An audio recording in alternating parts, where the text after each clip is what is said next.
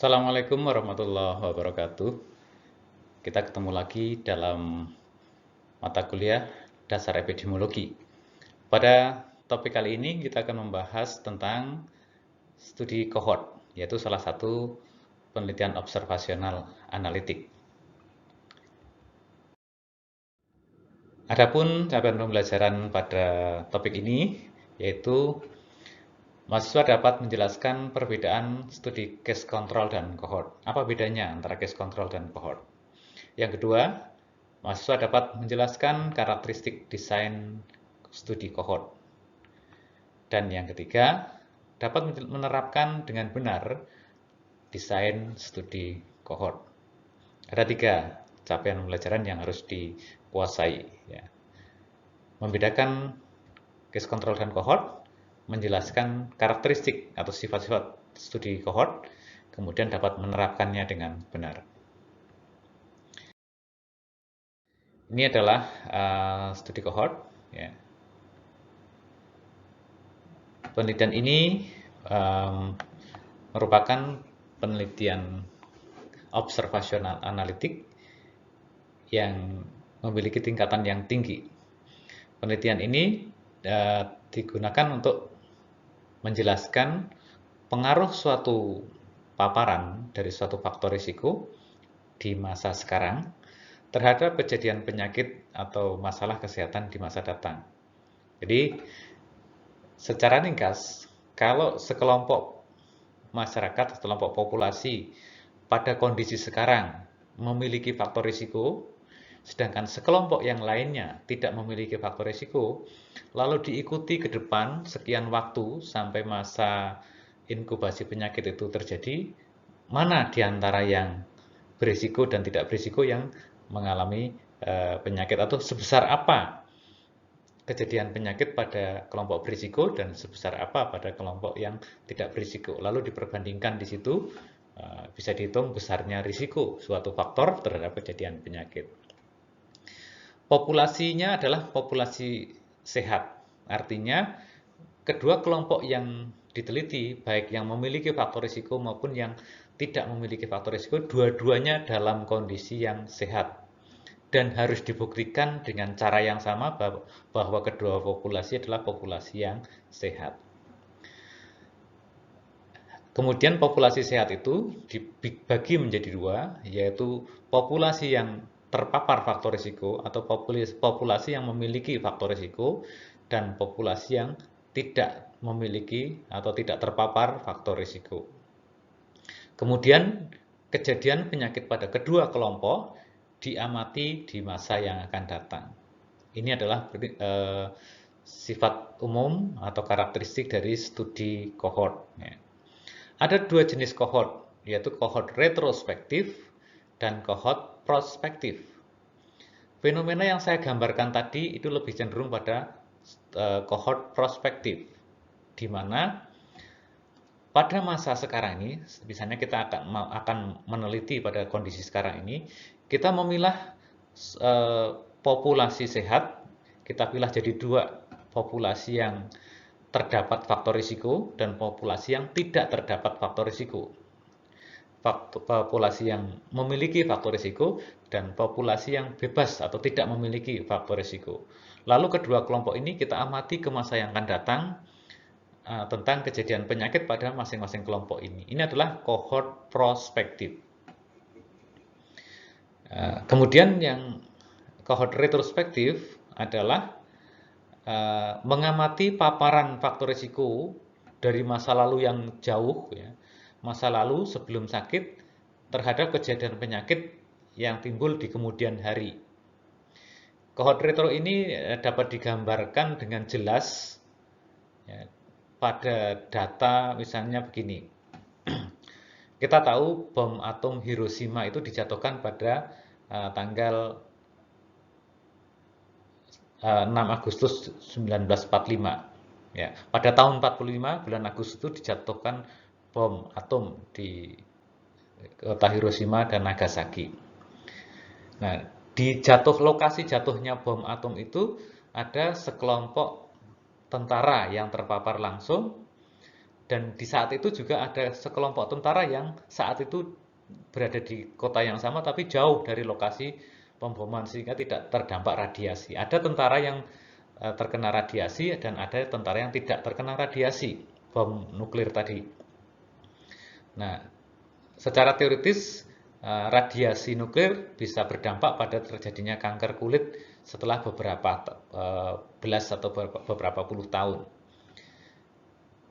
Kita kondisinya sekarang meneliti efek jatuhnya bom atom di tahun 45 pada tentara Jepang yang terdampak dan yang tidak terdampak, yang terjangkau radiasi dan yang tidak terjangkau radiasi. Dari tahun 45 setelah terpapar itu sampai tahun 65, 20 tahun setelah terpapar. Kita korek data tentara yang ada di lokasi pemboman di tahun 45, kita cek data kesehatannya, kemudian kita runut 20 tahun kemudian sampai tahun 65. Bagaimana kejadian kanker kulitnya. Kita runut juga sekelompok tentara yang lain yang tidak terjangkau paparan faktor risiko yang mereka bertugas di tahun 45. Dari data rekam mediknya dirunut ke tahun 65. Bagaimana kejadian kanker kulit di kedua populasi itu. Jadi meneliti sekarang ini tahun 2021 meneliti pengaruh paparan radiasi nuklir bom atom pada sekelompok tentara selama 20 tahun dari tahun 65 sampai dari tahun 45 tahun sampai 65. Tapi menelitinya sekarang. Itu adalah contoh cohort retro. Ya. Jadi mengamati pengaruh paparan faktor risiko dari masa lalu yang jauh ke masa lalu yang lebih dekat sekarang ini setelah melalui masa inkubasi tertentu berapa efeknya yang ditimbulkan.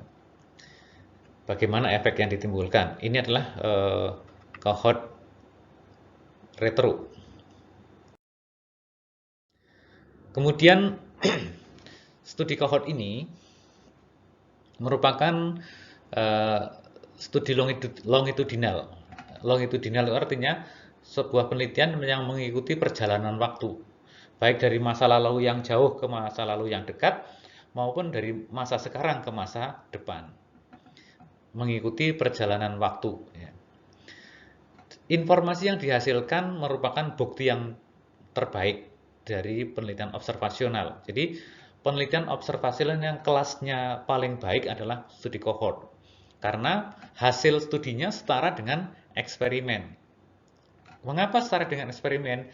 Karena sudah ditata sedemikian rupa kelompok sehat yang terpapar faktor risiko dan kelompok sehat yang tidak terpapar faktor risiko lalu diikuti dari waktu ke waktu sampai terjadi timbulnya penyakit. Kita dikawal betul sampai munculnya suatu penyakit. Ini akan menghasilkan data dengan kualitas bukti yang sangat kuat. Penelitian cohort dimulai dengan menentukan kelompok terpapar dan kelompok yang tidak terpapar.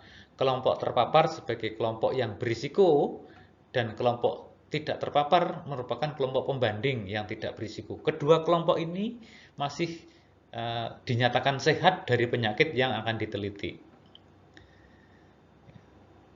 Kedua kelompok dipastikan merupakan kelompok yang sehat, bebas dari penyakit yang diteliti, yang ditetapkan dengan diagnosis yang sama, dengan metode diagnosis yang sama.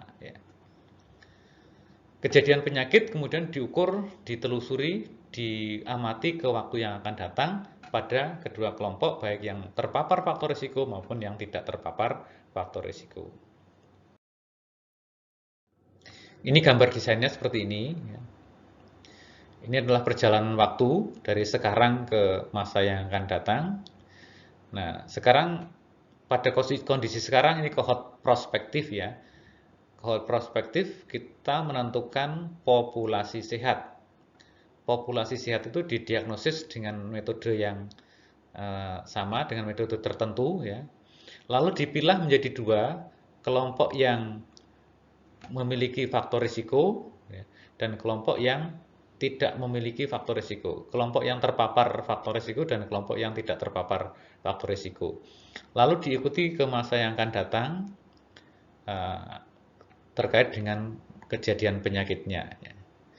Di kelompok yang berisiko, bagaimana kejadian ada penyakit atau tidak. Di kelompok yang tidak berisiko juga bagaimana kejadian penyakit ada atau tidak. Sedangkan ini desain untuk desain kohort retrospektif. Ya. Ini kondisi sekarang ada di sini. Ini kondisi masa lalu. Ya. Di masa lalu kita pilih populasi yang sehat. Populasi sehat sebelum terpapar faktor risiko adalah populasi yang sehat. Lalu dipilah ada risiko dan tidak ada risiko, lalu diikuti ke masa sekarang. Bagaimana kejadian penyakitnya di masa sekarang. Dari masa lalu yang jauh ke masa lalu yang dekat dengan sekarang, itu namanya kohort retrospektif. Kemudian ukuran kejadian penyakit ini ditentukan dengan kekuatan hubungan kausal antara paparan dan penyakit yang ditentukan dengan nilai risiko relatif. Rumusnya adalah RR adalah peluang kejadian pada kelompok terpapar dibagi dengan peluang kejadian penyakit pada kelompok yang tidak terpapar. Kalau kita memiliki tabel kontingensi 2x2, ini akan diperoleh rumusan seperti ini. Ini adalah bentuk tabel kontingensinya, ya. Ini kelompok yang terpapar, kelompok tidak terpapar, kemudian ini kelompok sakit dan tidak sakit. Jadi tadi rumusnya adalah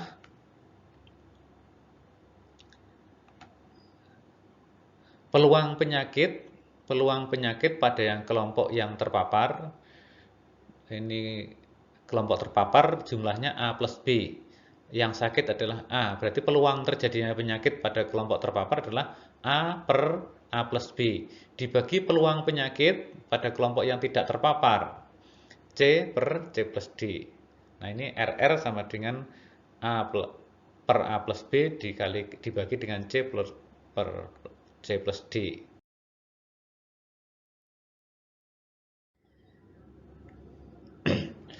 Contohnya seperti ini. Hubungan lingkar lengan atas ini ya, lingkar lengan atas dengan kejadian berat bayi lahir rendah di pedesaan misalnya. Lingkar lengan atasnya siapa? Tentu lingkar lengan atasnya calon ibu hamil ya. Kenapa calon? Karena ini kohort ya. Caranya seperti ini. Kondisi sekarang kita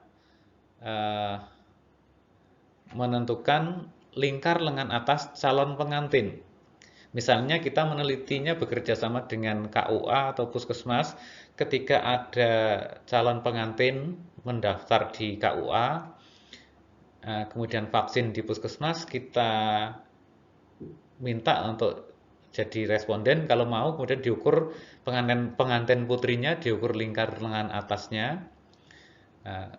Kemudian dari seluruh calon pengantin, nanti kita ukur lingkar lengan atasnya. Nah, dipilah jadi dua. Kan penyakitnya adalah, atau masalah kesehatannya adalah kejadian BBLR, kejadian berat bayi lahir rendah. Di saat calon pengantin kan ininya belum ada. BBLR-nya belum ada, baru calon pengantin, belum hamil aja belum. Berarti ini, kalau ini adalah penyakit, berarti mereka di sini masih bebas dari penyakit. Kita pilih menjadi kelompok yang lingkar lengan atasnya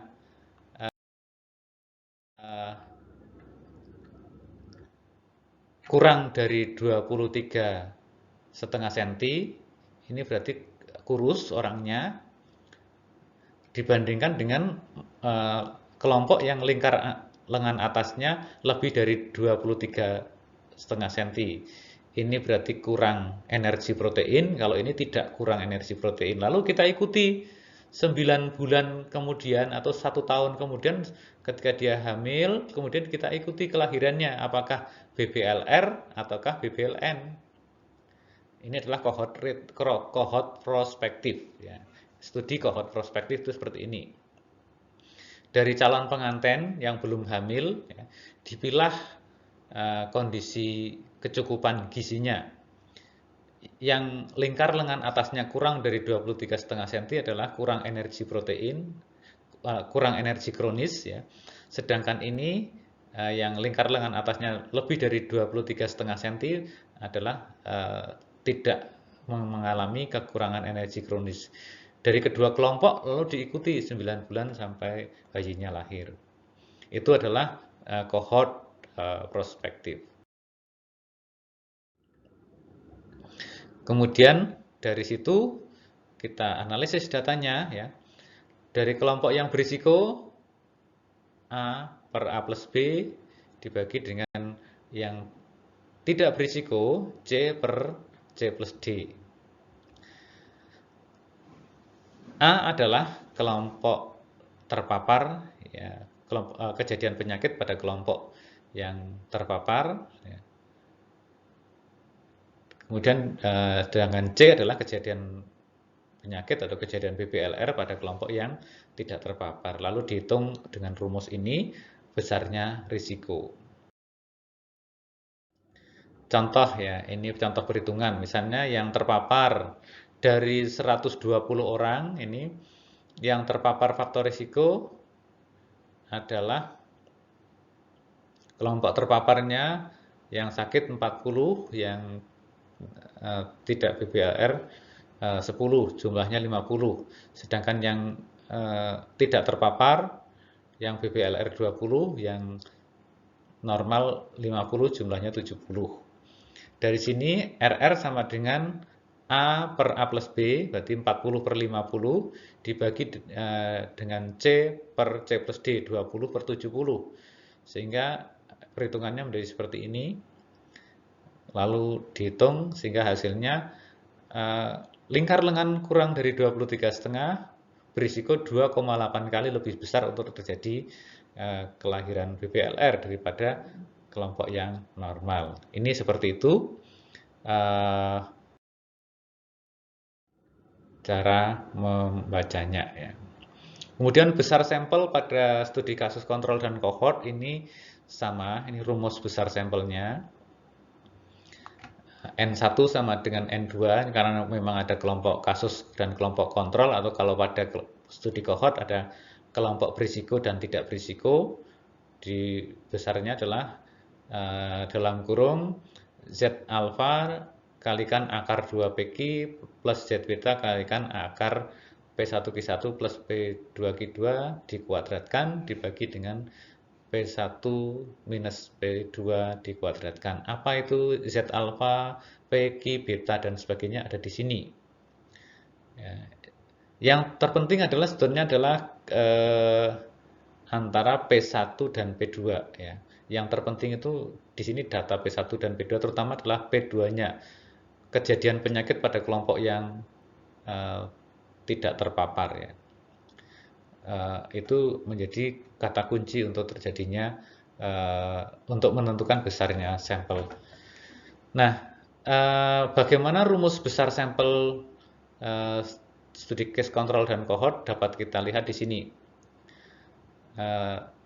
Di website ini, ya, kita akan memperoleh bagaimana rumusan itu dihitung. Ini contohnya, kalau websitenya kita buka ada isian seperti ini. Kita isikan di sini. Kalau kita perjelas menjadi seperti ini. Yang pertama adalah confidence intervalnya 95%, sudah ditetapkan dari sana, kita biarkan. Power penelitian sudah ditetapkan dari sana, biasanya 80%, sudah biarkan saja. Kemudian rasio antara terpapar dan tidak terpapar atau kelompok berisiko tidak berisiko 1:1, kita biarkan, ya. Kemudian persentase pada kelompok kejadian penyakit pada kelompok yang tidak terpapar ini harus diisi. Harus diisi. Isinya dari mana? Dari penelitian-penelitian serupa terdahulu itu berapa di sini. Lalu risiko relatif yang kita inginkan berapa? Dari dua angka ini bisa kita tentukan besarnya sampel. Ya. Ya, demikian pembahasan tentang penelitian cohort. Ya. Semoga bermanfaat. Selamat belajar dan Assalamualaikum warahmatullahi wabarakatuh.